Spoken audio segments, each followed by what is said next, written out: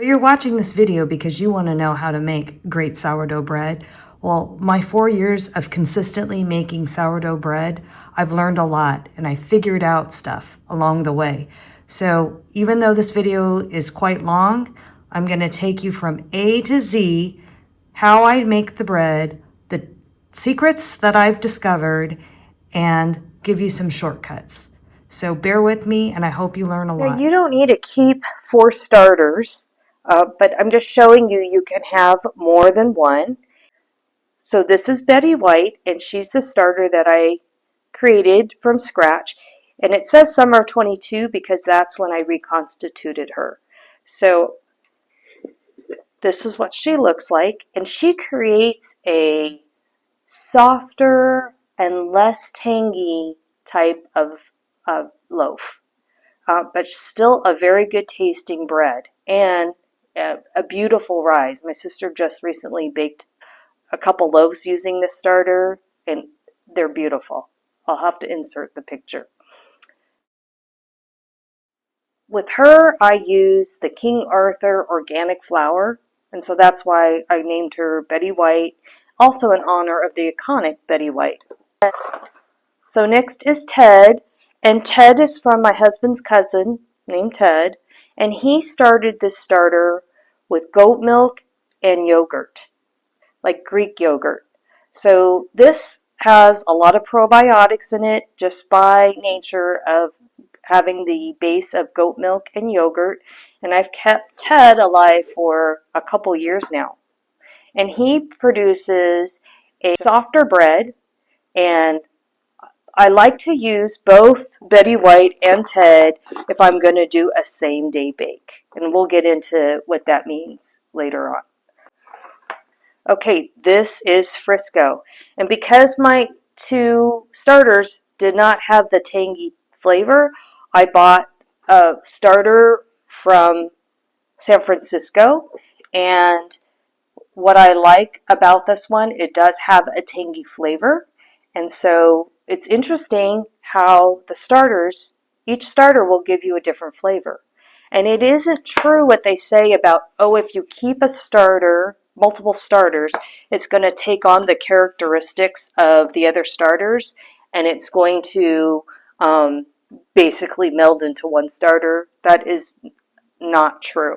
I've maintained these starters for several years now, and they still have their own distinct flavor and characteristics. So my newest starter and rising star of the show is Carl. Carl's unique because he came from the Oregon Trail. He dates back to the year 1847. And I fed him yesterday. You can see later on in the video after I feed, while I'm showing you the bread in the loaf pan that's rising, he's in the background.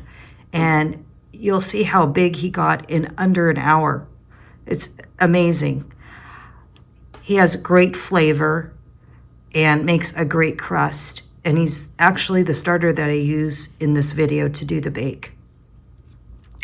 So the key to keeping your separate sourdough starters is keep lids on them when you store them, and you don't want to cross-contaminate. So what I mean by that is, if I'm going to feed all these guys, and I usually feed them all at the same time, what I do is I'll use a separate non-metal utensil.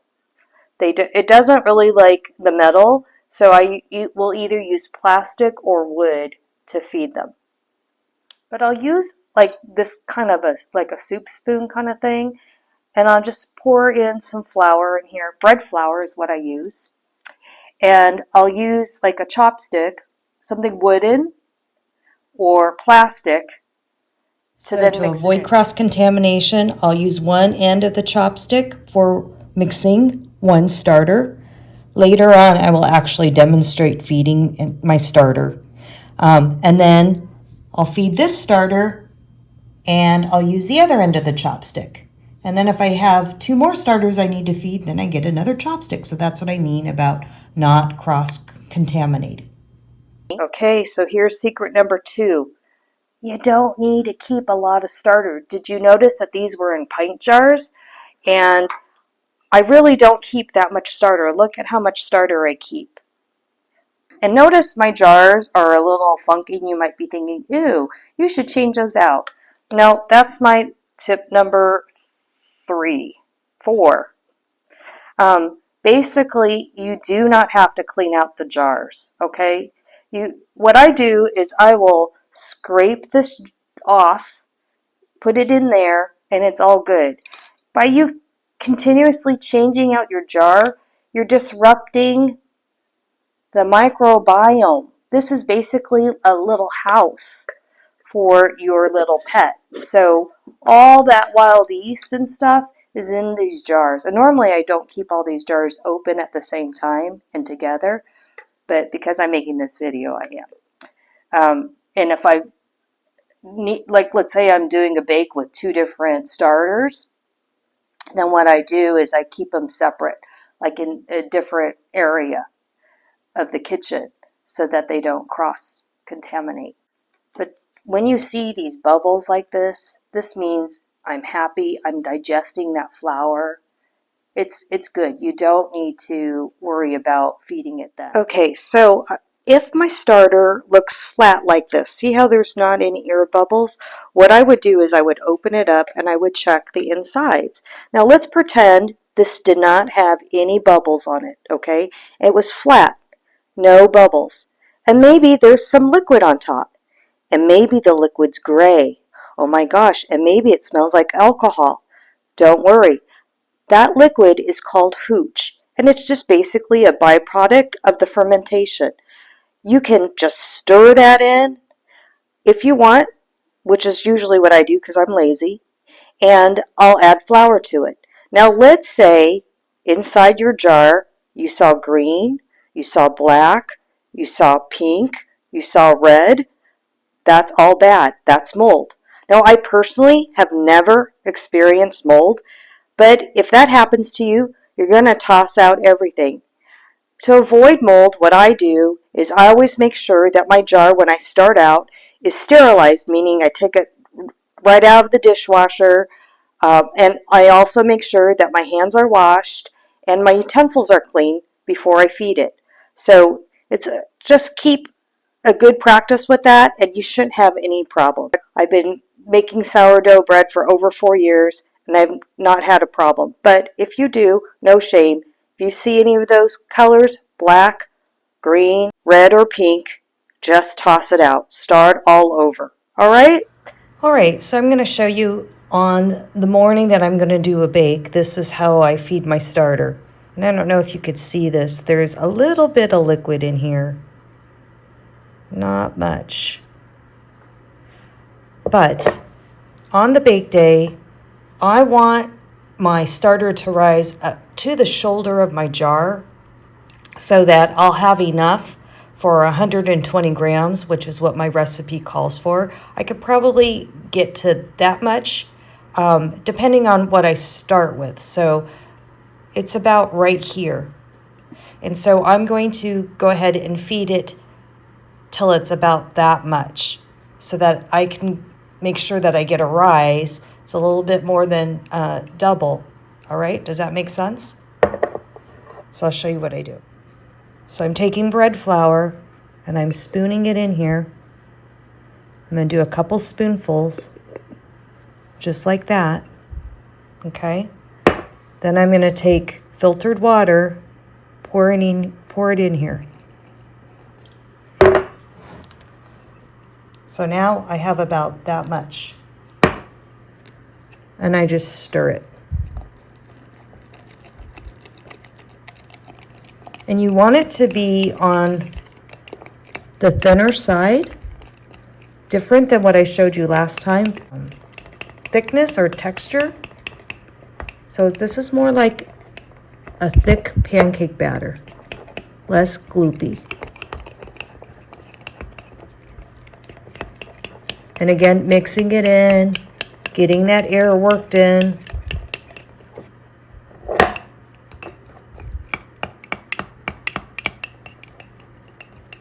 And making sure all that dough is mixed in, okay?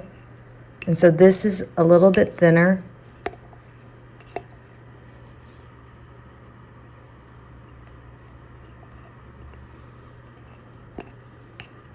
I could even probably add a little bit, just a tiny bit more water to it.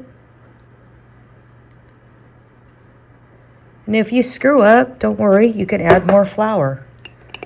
So it's really not the end of the world.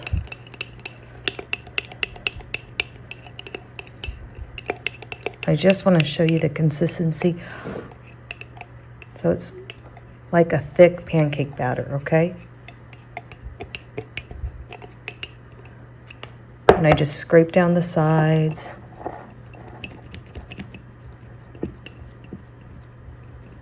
Because you want as much of the original stuff to mix in with the new stuff. Because all that bacteria, the good bacteria, is in there, right? And so you want to make sure that it stays. And notice that I didn't put it into a separate jar. So that's another time-saving tip. I maintain and mix in the same jar so that I'm not having to clean another jar. There's no point to that. When I first started, I watched videos and they said, oh, make your starter, I think they call it levain. And they said to do it the night before, and it's just too much. So I've just figured out how to shortcut it. So I mark my jar where I want the starter to be, because I figured out how much, once it expands, how much I need for my recipe. And you'll figure that out too, but that's why you see these marks on my jar. All right, so then what will happen is it'll grow and it'll get really big and it'll get to the shoulder. So this was yesterday's, and it kind of went down because I put it over in the fridge, but normally it'll be right here at the shoulder, and then I'm going to pour it in for my bake. So this would be one that's ready to go. See how active it is, and we're going to pretend like it's at the shoulder, and then we're going to go to the bake. Okay, this is really, I'm cheating. I'm doing this on day 2 because when I edited the video, I realized I should show you the steps so that you would understand what your morning starter should look like and how you feed it for your bake. It's time to bake some bread. So I'm going to start my starter. I already did this this morning, and I fill it about halfway to the jar so that it goes up to the shoulder. For my recipe, I need 120 grams of starter. So I'm going to pour this in, and I have a scale right there.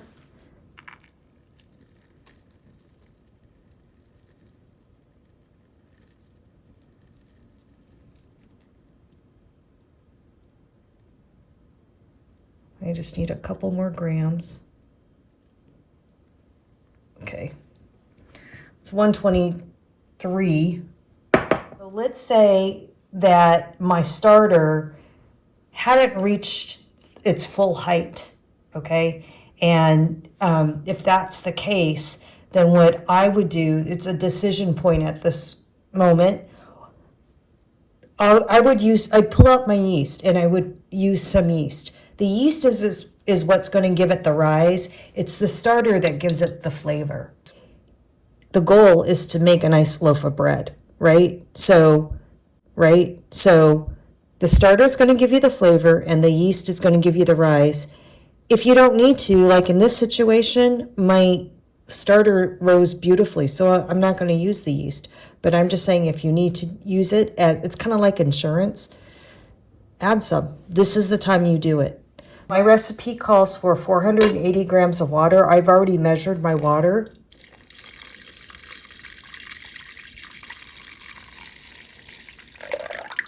Okay. And then what I do at this point is I will mix, kind of like mix my starter with the water. So there was actually some starter on this spoon, but I don't really freak out.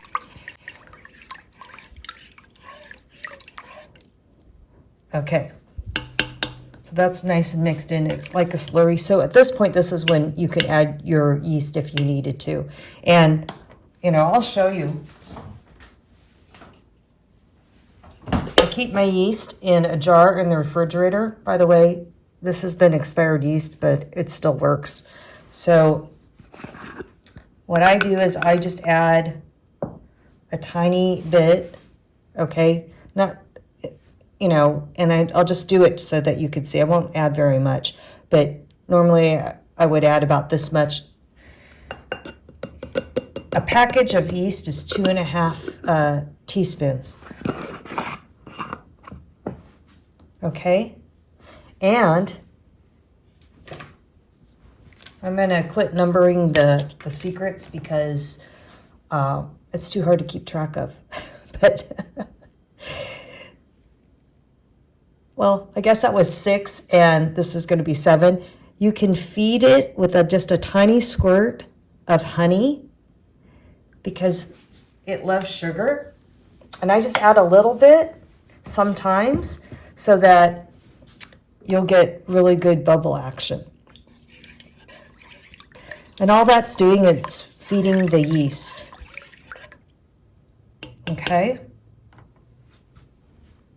Another handy tip that I do is I pre-measure my ingredients. So I have several of these baggies full of the ingredients. That way it's just like grab and go. And I write the expiration date so that I know when I need to do the bake, and then I write out my measurements. So I do 500 grams of white bread flour.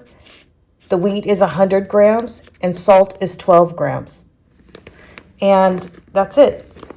This way, when you pre-measure it out, you don't have to worry about making a giant mess, you know, and it just makes it a lot easier to make the bread because you don't have to take out everything and measure it out. It's just a lot faster. So, you know, take this tip from me. This has really been a game changer for me. All right.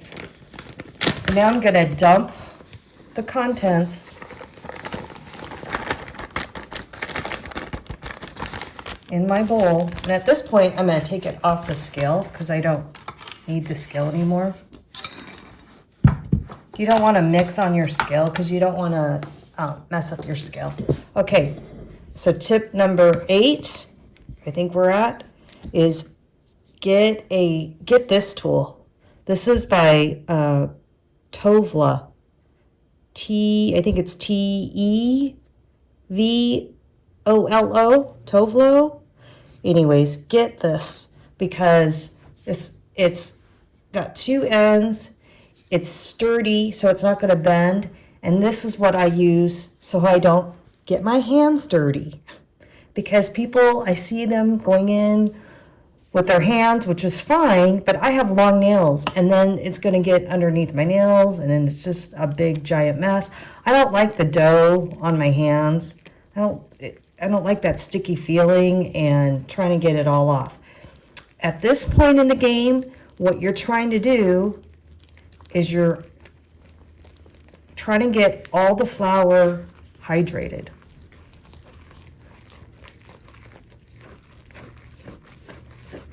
So you're just going to stir it up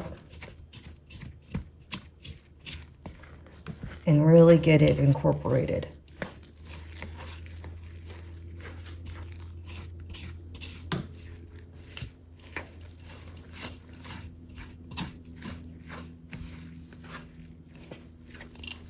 Okay, and I'm going to scrape down the sides at this point.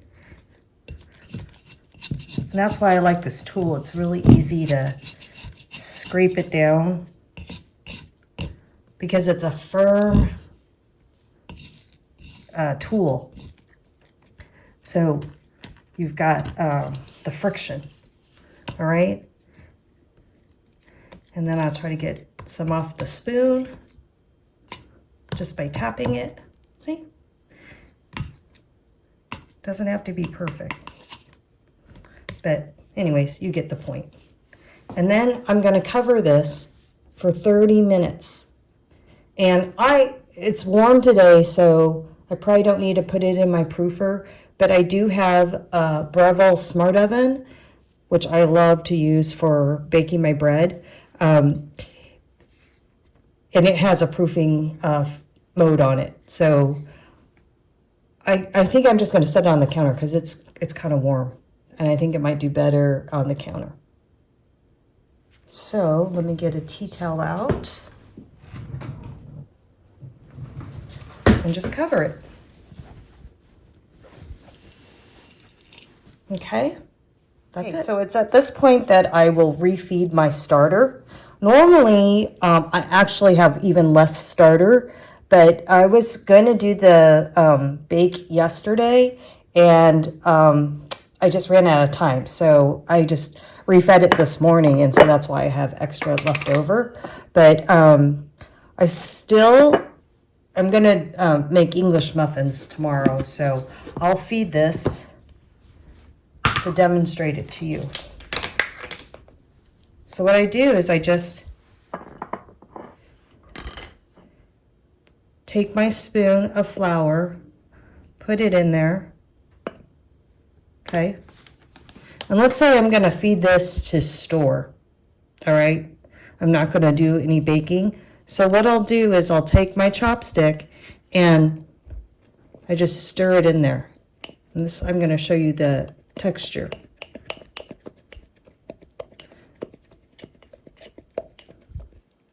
Okay, that's a little thick. So then I'm going to take some water. I use filtered water. Normally they tell you that you want a same amount of water to flour, but I think it's just better to teach you what the texture should look like. Now some people will leave it runny like I had before when I had my starter fed and poured it in for the recipe. But if I'm storing it, see how much thicker that is? And while you're doing this, try to get some air in there. Okay, so see how I'm beating it like that? And I scrape the sides down. And just try to make sure that all that flour that you put in there is fully mixed in. And you get it, let me see if I can bring some up. But it's a, there you go. So it's gloopy. And that's what I like for storing, you know, in the refrigerator. That way, if you feed it like this, you could probably go 3 weeks without having to feed it again and check on it. And normally, I would have half this amount. Okay, I only keep like this much. Not very much. So, here's our dough after sitting for 30 minutes, and it looks a little bit more together. So now what I'm doing is I'm going to do what they would call a stretch and fold. Again, not using my hands, and I'm just going to go around the bowl. I'm going to go in the almost towards the center as much as I can, and I'm going to lift and then fold it over into the center. And I'm going to try to get as much of this dough as I can. This is about the last time that I can get the extra dough into the massive dough ball. So I'm stretching it and I'm sliding it into the middle. And I'm just going to go turning the bowl and just going to go all around the bowl just one time.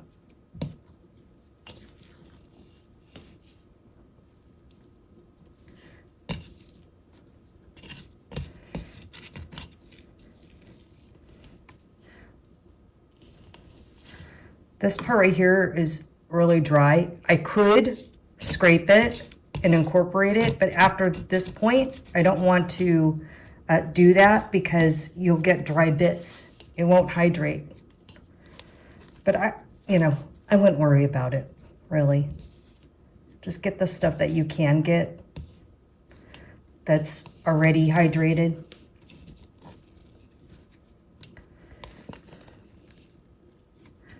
And stretch and fold it over. Okay, and I think we've gone all the way around the bowl. I'll just gather all this extra and just add it to the dough ball. And then we're going to cover it for another 30 minutes. Normally I just leave the utensil in here too. So then I just cover it like that. Okay, so this is going to be the stretch and fold number 3. Look at the dough, it looks a lot thicker. It's more combined. And I'm just gonna do the same thing. I'm not gonna go through so many pools. It's probably gonna just be 4 times around the bowl because it's a lot more combined. Again, trying to get into the middle of it and lifting and pulling, just like you would a stretch and fold. And last one. Scraping that bowl down, avoiding the dry bits now. Okay, we'll do one more just so you could see it. But normally I just do 4 times around the bowl. And your dough will tell you. See how I can't really, I keep going around, I can pull up less and less. Well, now I've gone twice around the bowl. For demo purposes. Okay.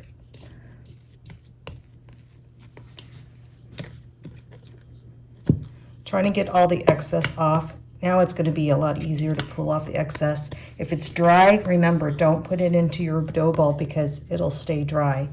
And then when you bake your bread, you'll have bits of dry dough, which is no good. Okay, this is round 3.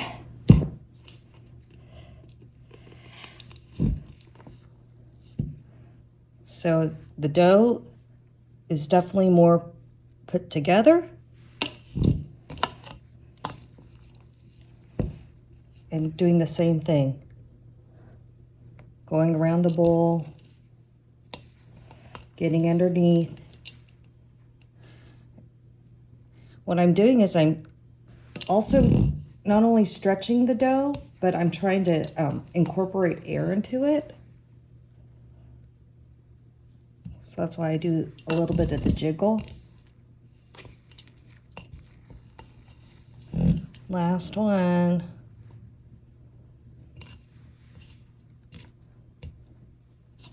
Okay. So traditionally, you do one more of these, which I'll do just so you could see the dough. But just so you know, I've gotten away with just doing 3 just because I had to run an errand and it had been too long between the time frame. So I've gotten away with it, and that's what I mean. It's not, there are some guidelines, they're guidelines, and you can push the boundaries and see what you can get away with, because I'm lazy and I don't always want to do all the steps. That's how I came up with all this stuff. But anyhow, I'm going to cover it and we'll come back to it so that you can see what the dough looks like when it is on the 4th one. This is the last time I'm going to go around the bowl. Give it a good stretch.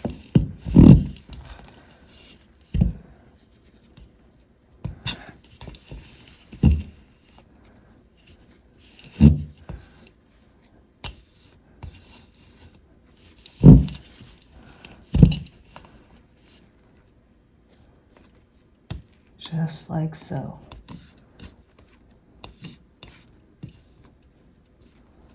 All That's what it looks like.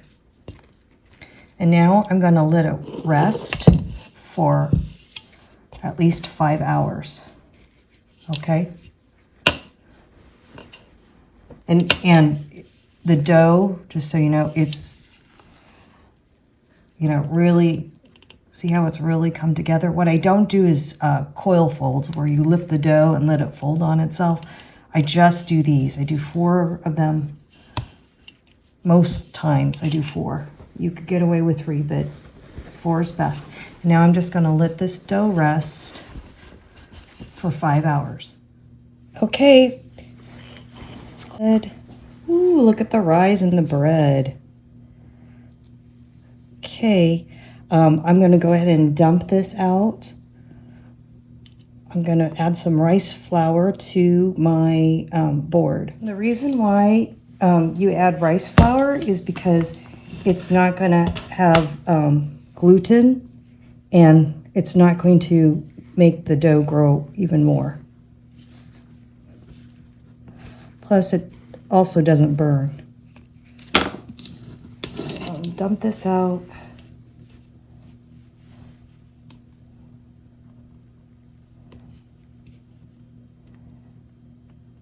Don't force it, just hold it up and it will come out. Remember, this is a wet dough because it's hydrated at a 80% ratio. And then I'm just gonna get all the dough out of the bowl. Okay, so I'm gonna flour my hands as well.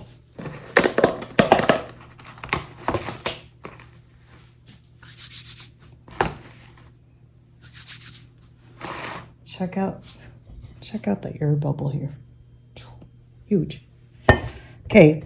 And even though we want our dough to rise, we don't want a lot of air bubbles in our bread. So I'm just going to roughly form this into a rectangle. And I'm just, when I lift it up, and I just kind of have to scoot it. Like stretch and plop. Okay. It's at this point you add your cheese, your peppers, or whatever other inclusions you want. And even though it's sticky, it sticks to itself, so it's not like in the early stages where it will get all over your hands. Look at that. So if I see any big ones, I'm going to pop it. Because when you slice into your bread, you don't want giant holes. That's not good for sandwiches or whatnot. Okay. Now, I'm going to take these ends and I'm going to fold it onto each other like so. And then I'm going to, I'll do this end because this end's really sticky. And I'm going to roll it.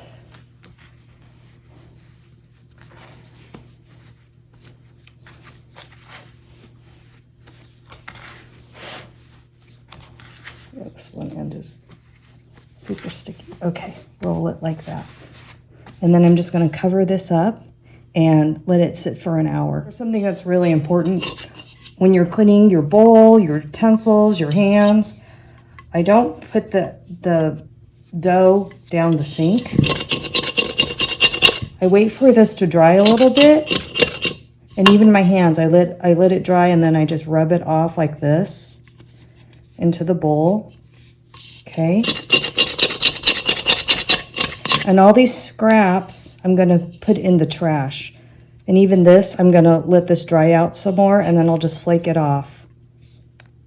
So that as little dough as possible goes into the sink, because what will happen is this will re-wet and it becomes a really clumpy, gunky mess. And you don't want it to clog your drains, especially if it gets wet and dries out. It's like a block of cement and it could actually burst a pipe. And that would be a big problem, right? So when you're discarding, like if discard means you toss out some of your sourdough starter because you have too much and you're not going to use it all, you throw that into the trash too. All right? That's a really important one. So here's a secret to prevent your bread from collapsing after you score it, because that's happened to me where I'll have this beautiful loaf that I've done a cold ferment to, poured it out, and it looks great. Then I score it, and somehow between when I've scored it and it's in the oven baking, it flattens. And so I got tired of that because you spend pretty much like a day making this bread, and then that happens. That's disappointing. So I decided I was going to bake in a loaf pan. My original loaf pan, everybody was raving about this USA pan, and it was great until, did you see all that? That's the coating chipping off, and it's here too. So that's a big bummer. So I said, I'm not going to mess around with that. I've reached out to the company. They haven't responded, and that was back in late June. So it's been over a month. I don't think they care. So just use good old ceramic, because that is not going to have anything chipping off. I already had this, and I should have used this to begin with. But if you are going to use glass or ceramic, what's good about glass or ceramic is there's not a temperature limitation. The USA pan, I think, had a temperature limit of 400, which that worked for me. I baked at 400, and you have to hand wash it. But I did all those things. I babied that pan, but still, big bummer. And I think I've had it less than a year. All right, so I'm using olive oil, not olive oil, avocado oil to grease my pan. And this is something you absolutely have to do. Otherwise, what will happen is it will stick, and then you won't be able to get your loaf out. And then what I do is I just take rice flour, and I'm gonna coat the pan with the rice flour.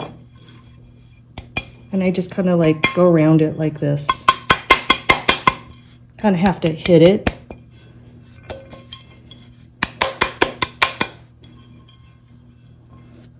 And then do the sides. And I'll give it a nice coating, and that's it. And then it'll come out really nicely.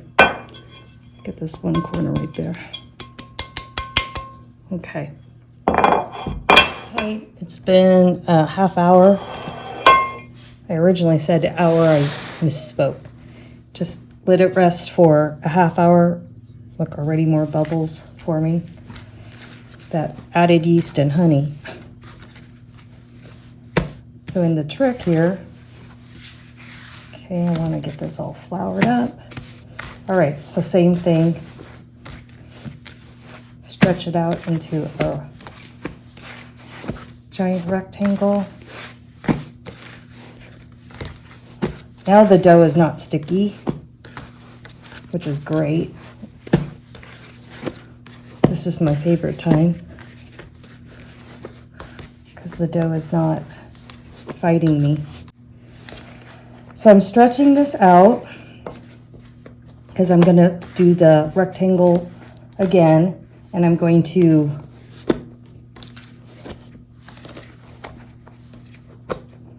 fold it over again. But when I fold it over, I'm trying to match the width of my pan. And then I'm just going to roll it up.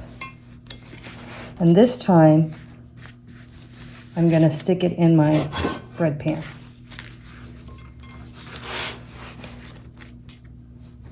And I try to do this quickly.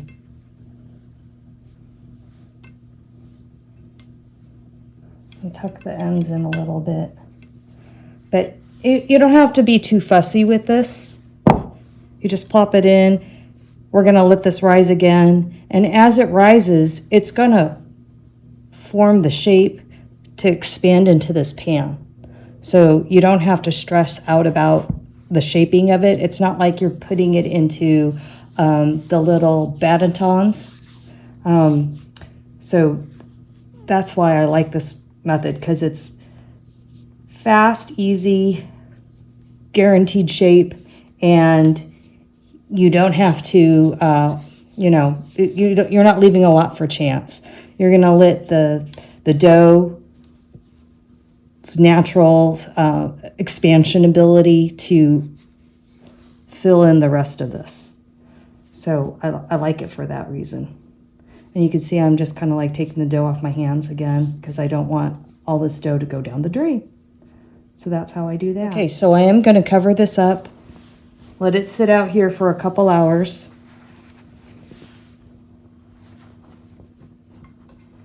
And then what I'll do is I'll clean this up. I put together this bread timeline so that you can have a visual of how long this bread making actually takes. And that'll help you with your scheduling. So this is a typical time frame that I use when I bake my bread. I'll start feeding my starter at 8 o'clock in the morning. And then a couple hours later, like at 10 o'clock, I'll mix the dough. Now, at this point between 8 and 10, if your starter did not rise to where I showed you it should, that's when you make that decision whether you're going to add yeast to it or not. All right? You let it rest for a half hour. You do your first stretch and fold. Another half hour goes by. Then you do your second stretch and fold. Another half hour, stretch and fold number 3. Now we're at 12 o'clock, stretch and fold number 4. So it's a 2-hour process from the time that you mix the dough to your last stretch and fold, where you have to be kind of available in half-hour increments. Then you get a break for 5 hours, because then you're going to let it rest for 5 hours.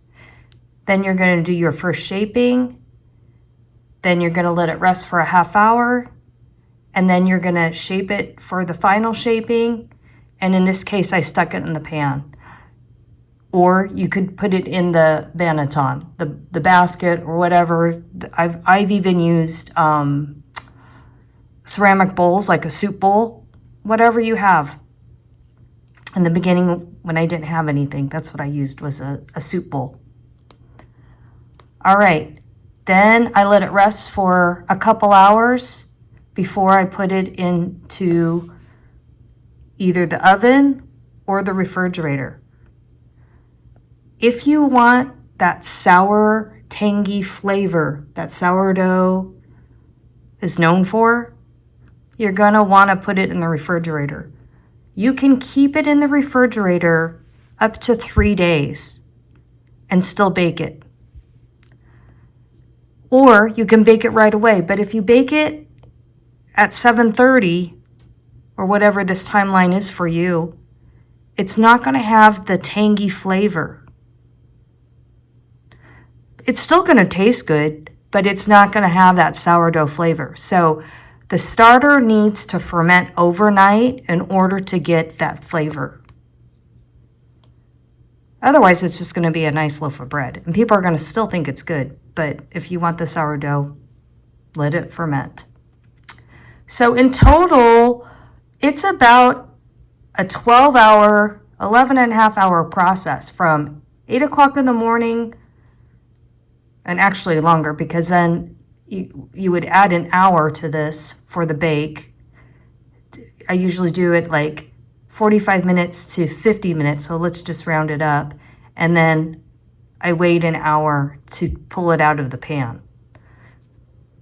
And even if you did it on a Dutch oven with the parchment paper, you still want to wait an hour before you cut into it, because otherwise it gets gummy. So it's a long process. It's going to be over 12 hours is what you're looking at. So just know that that's what the time frame is. And then you would just, if you wait until the next day, then you're going to add on that time for the next day. But that's the important thing about understanding sourdough bread making, because people think, oh, it's a quick, it's a quick process. No, it's not a quick bread. It's because it has to ferment, and that's what gives you those beneficial microorganisms or whatever they are, that gives the gut some good stuff, and it's easier to digest and it's healthier for you.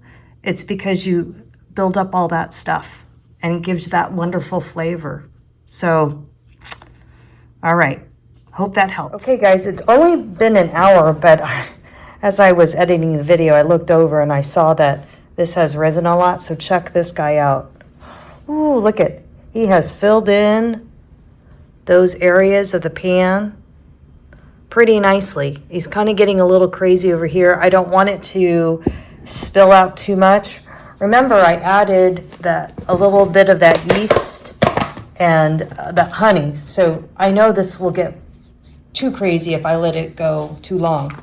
So what I'm going to do is I'm going to add some bread flour to the top of this, because I don't want the towel to stick, because it will probably expand a little bit more even in the refrigerator. So I'm going to cover that up, and then what I do is I just get a produce bag and I'm going to wrap it in the produce bag. And then that way it doesn't dry out.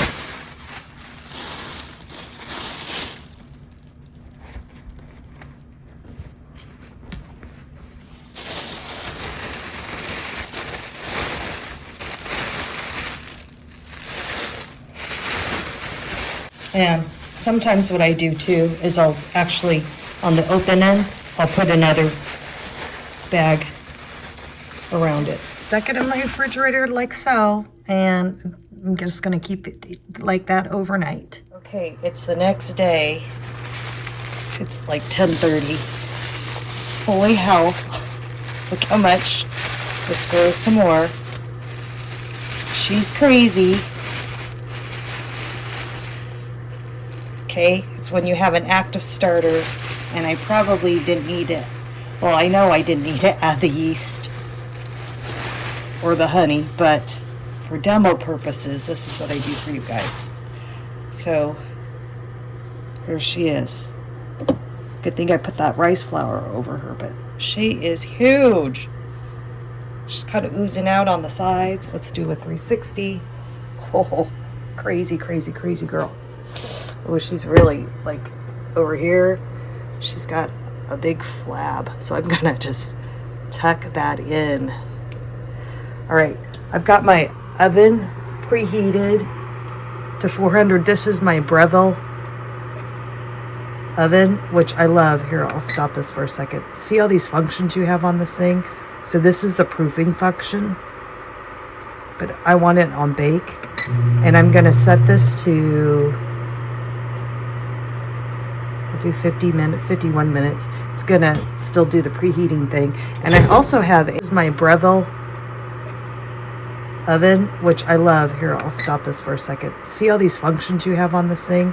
So this is the proofing function, but I want it on bake. And I'm gonna set this to,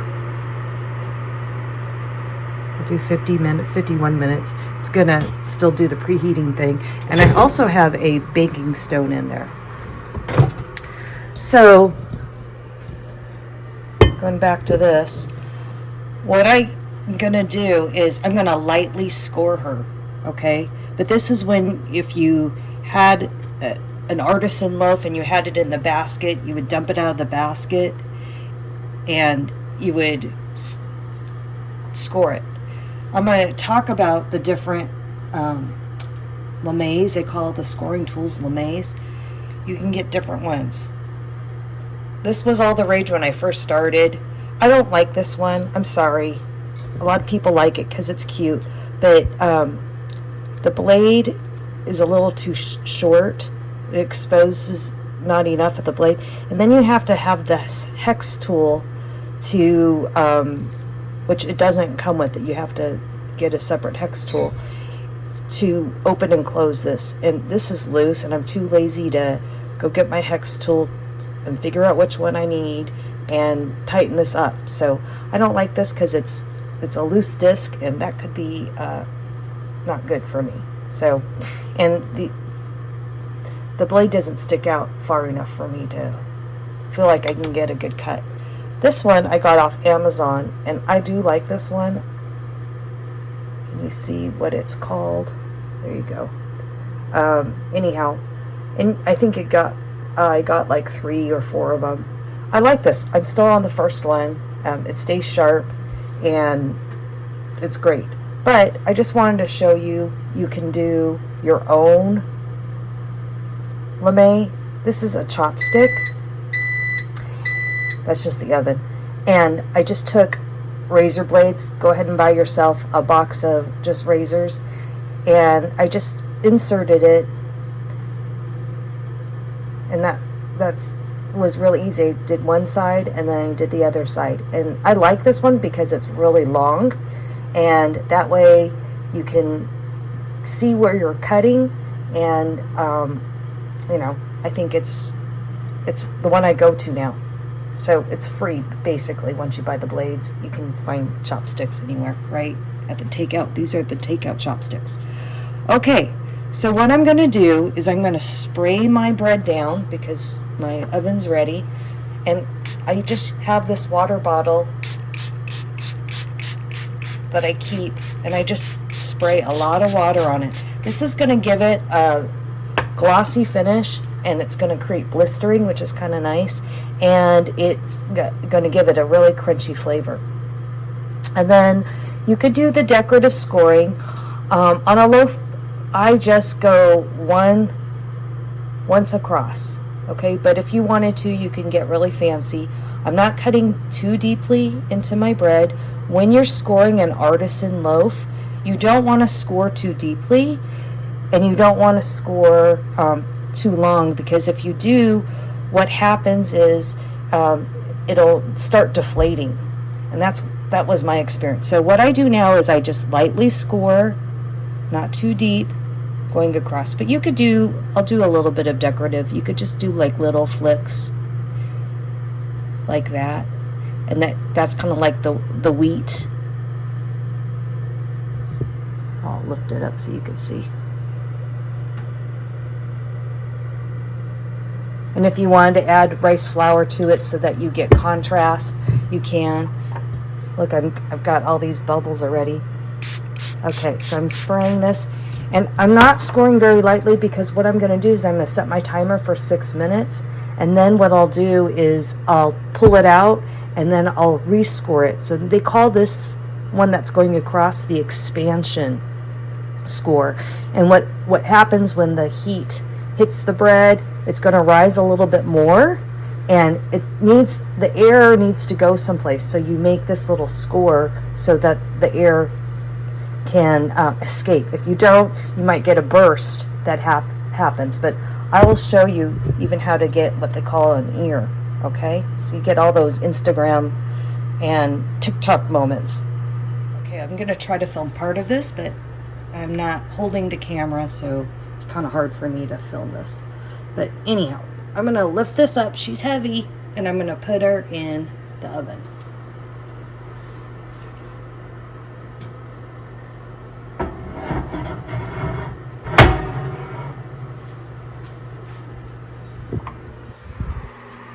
Okay, and if you want, you can spray her a little bit more. Be careful, don't spray your door. My friend cracked her oven door by doing that. That's expensive. So I just stick her in there, and you notice I'm not covering her. And actually, you know what? I need to remove that baking stone because she's gonna hit the top. Oh my gosh. Okay, so I took that pizza stone out, and look at her. She's huge. She's extended way over. She's already forming bubbles. So she's gonna be a ginormous loaf. Okay, it's been 6 minutes. Somehow between now and the last time, I lost my chopstick lame. So anyhow, I'm just gonna use this green one. But let's just check out some stuff, okay? What's happening already. So you can see that the bread is rising right here.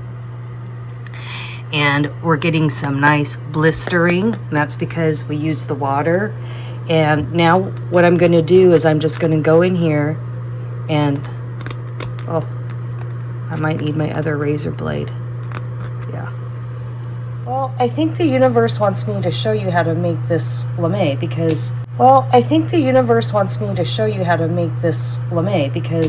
I can't find it. So I took like a to-go chopstick, okay? I split it apart.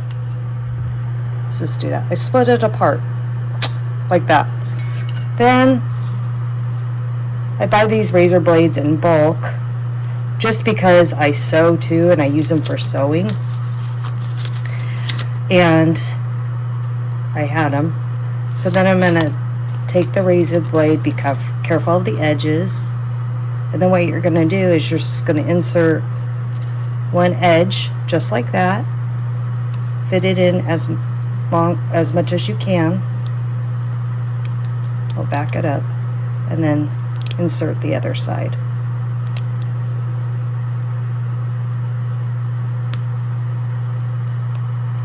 Just like that, okay? And just be careful so you don't nick yourself. And that's it. See how easy it is? If you want to know the box or the brand that I bought, it's this one. Okay? Amazon. Amazon's always our friend. Okay. So this is actually kind of hard because it was so close to the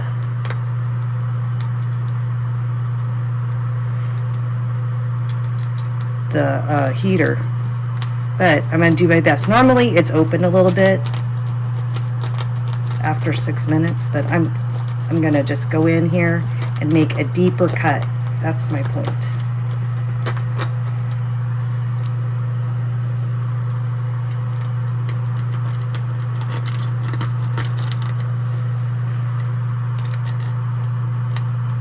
Okay, I'm going to get a knife. I was busy trying to look for that stupid lamé, and I think I went beyond the 6 minutes. Okay, so normally I don't have to do it like this. It's very soft still. And I could just lightly go in here. But we'll do it for demo purposes. So pretend like this is this. And you just go in and you just make a deeper cut like that. And if you want to have the ear, then you go underneath and you do a cut. You will hold your lamé like this, and then you just go across. So sorry, the dough, the crust formed, and the dough became more crusty. But basically, you're just going to go underneath there, and you're just going to cut away like that. Okay, and then it'll create more of an expansion, and you'll get that lift of the ear. But look at that dough. Oh my God. It's crazy. Okay, so can you use your imagination and pretend like that's what happened? Thanks.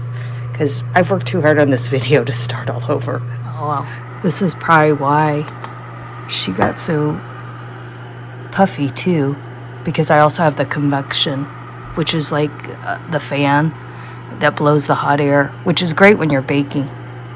Oh, and I did say I was going to cover it. So I just take a piece of foil. I keep this foil on top of my toaster oven because that way I don't have to keep scrambling. And I just put this on top. Sometimes it's hard to film and do things at the same time, but that's what I want. See how it's not touching the coil? All right.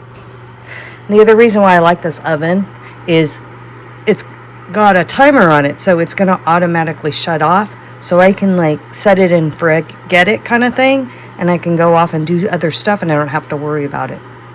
Okay, our bread is done. Look how she turned out. Ooh, she's beautiful.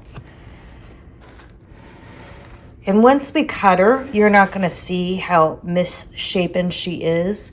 When, you know, if you were going to a dinner party or something, that's when I do the artisan loaf and I make it look really super fancy and make it beautiful and more of a presentation. But if you're going to make sandwiches and avocado toast, those are the usually the things that we eat bread with, I think this is a more functional kind of thing. So let me show you how I cut into it. And I'm excited because I'm going to try out something new. It's time to cut the bread. And I'm excited because I'm going to use a new knife. This is called a fiddle knife.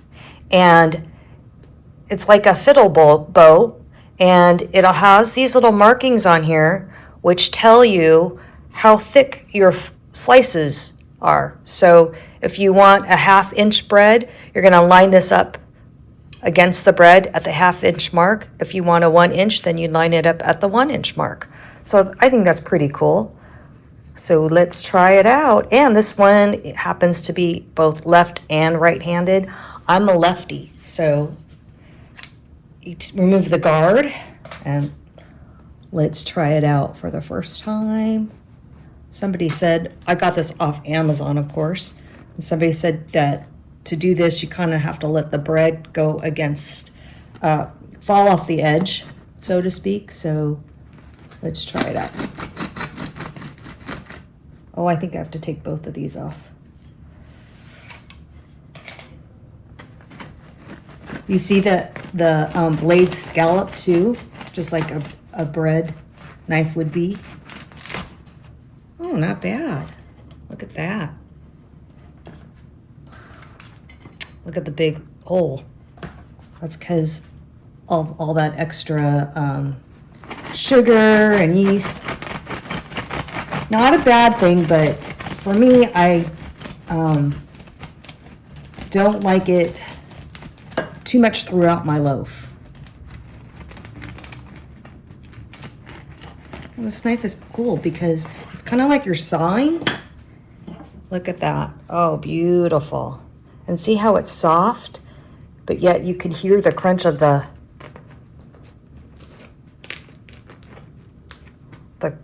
crust, right? Beautiful, beautiful, beautiful. This is how I like my bread. So I'm going to go through and slice the rest of this loaf. I wanted to also give you this tip when you're slicing your bread. Sometimes I like to turn it upside down because it's just easier to get a more even cut. And then kind of go that way. But I really like this knife. I'm going to add this as a tip or a secret. Another thought that I had while I was cutting the bread that I wanted to let you know, especially if you're a new bread baker. Let's say you took it out of the loaf pan and it didn't feel like it was all done. See how mine, the bottom's crispy looking, but let's say it wasn't.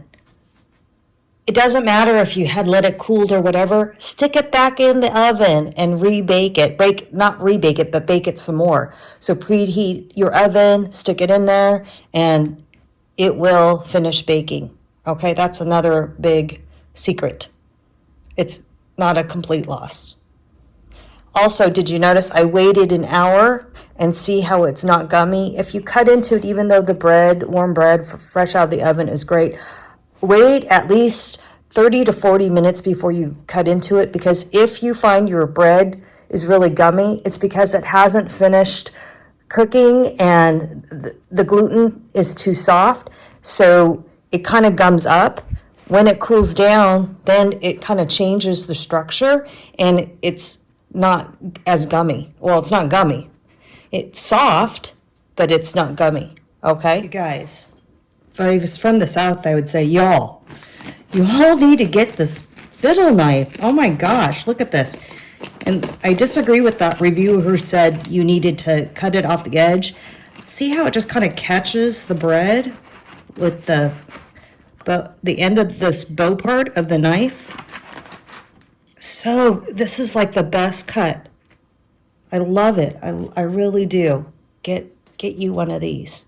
Amazon. Okay, this last piece, she be thick, but that's okay.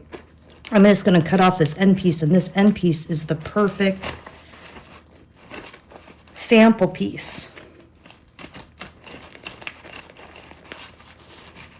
You just have to be careful because there's an exposed blade on this on this side, right? Because it's a double one.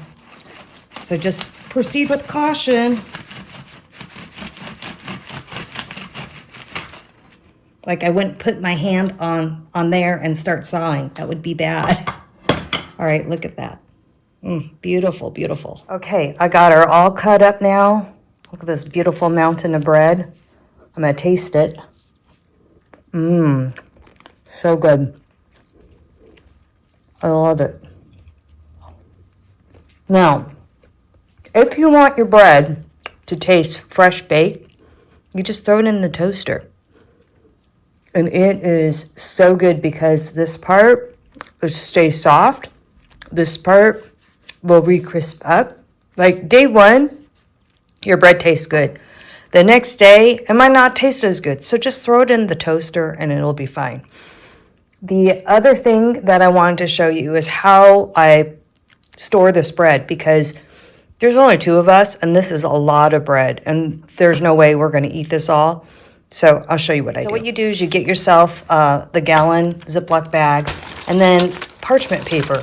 And my parchment paper comes in giant sheets. So I cut it in half and then I'm cutting, this is probably a quarter sheet like this, because mine's that big.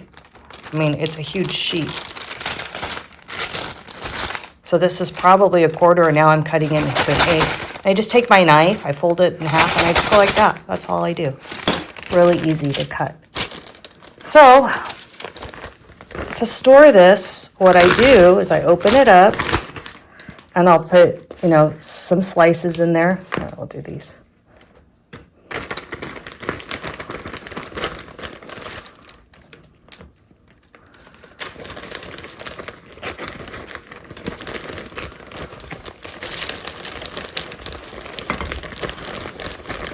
And I normally don't like my bread slices to be this big because it's hard to store, but normally I can get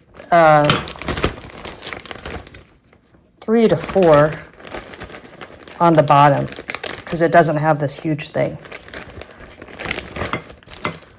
Okay, so we got 3 in here. Then I take my little sheet and I stick it on top. Like that.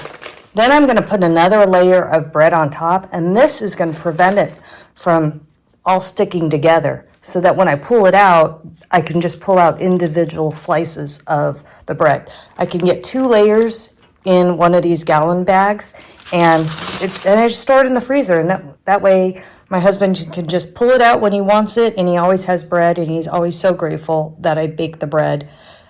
Because it tastes so much better, and it is better for your health than store-bought bread. That's what my double layer of bread looks like. That's it. You know what this cheese is? I'm probably going to pronounce it wrong. It's the French cheese.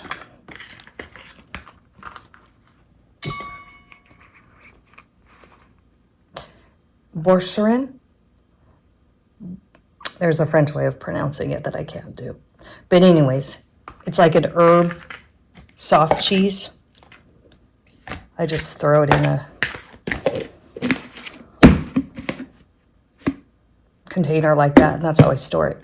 But anyways, this is going to be so good. Hey, you guys, I just want to show you I cut myself. You got to be careful with that knife. Maybe you should just get the single-edged, not the double one, or that's dangerous. All right, you can wear one of these cut gloves if you have one, which is what I'll be doing. To this.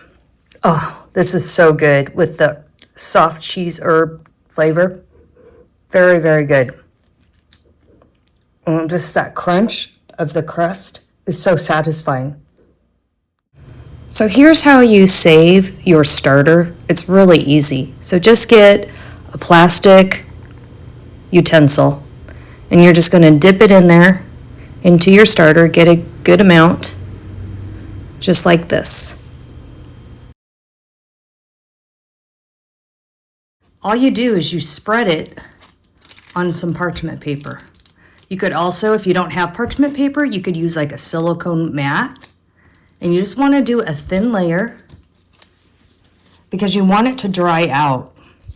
And this is something you can do in the summer months when it's hot, so that you know that it's going to dry out and there's not moisture in the air, okay? Because moisture is what creates mold. But if you leave it like this and you leave it out someplace where it's kind of warm, and if you want to put it in the oven, you can. It creates mold. But if you leave it like this and you leave it out someplace where it's kind of warm, and if you want to put it in the oven, you can. I told you I'm lazy, so I just leave it out on the counter and I leave it out for a couple days, and then this is going to dry up. And you don't need a ton. Like this would be fine. Okay? And then you let it dry out. And then what happens is it's going to be super dry. So maybe it's a couple days. Maybe I would do it 3 days because I'm paranoid and I would want to make sure it's super dry. But this is what it turns into. It'll turn into these flakes like that. And then I just store it in a jar. Some people, they like vacuum seal it. They put it in their freezer. I don't think you need to. I think as long as you don't have moisture hitting it, you're good. And this will last forever. Remember, this stuff can come from 1800s. And that's how they do it. They preserve it. All right, so that's how you save your sourdough starter. And I just do this as like an insurance. It's like how you save your computer files. It's that kind of insurance. So if something goes wrong with your starter, maybe it gets moldy or you don't keep it up and it's really bad, then you can go and reconstitute it like I did with Betty White. We've reviewed so much in this video, haven't we? So we learned about the starter and what makes it so special to make sourdough bread. And then we ended up with a beautiful loaf of bread that we could enjoy. I'm going to tell you how you can get Carl too. All right. All you do is you go to this website. And then you'll create a self-addressed stamped envelope. Throw in a couple dollars. It's really free, but these people, they have to keep up a post office box and they buy supplies. You will get double the amount of this. So it's 1 teaspoon, I believe, is what they give you. Not a ton, but you don't need a ton. So I used half of it to start Carl. And to start your starter is not hard at all to do. You're going to start out with a little jar. Maybe, this had a flour in it, but maybe like this size, okay, of a jar. It's not going to have water in it. And you'll mix it with water. I wanted to give Carl a great start in life. So I used bottled water for Carl. I didn't want to take any chances. I didn't want the chlorine to suppress any of the good bacteria, okay? So I used bottled water, and then I just fed him a tiny bit, added some flour. They give you the directions, so I don't really need to walk you through it, but I just wanted to give you my tips on what I did. So start with a clean jar that you washed, and you're getting it out of the dishwasher, okay? Sterile, sterile, sterile. Or if you don't have a dishwasher, boil that jar. You want it clean. And then you're going to use bottled water to feed it, use bread flour to start it, and then just follow the directions. And before you know it, you're going to get a great starter like this. All right, good luck on your sourdough journey. If you have questions, I'm happy to answer them. Just go ahead and put them in the comments. And congratulations, you have just finished the sourdough Masterclass. All right, until next time, take care and bye-bye. Happy baking.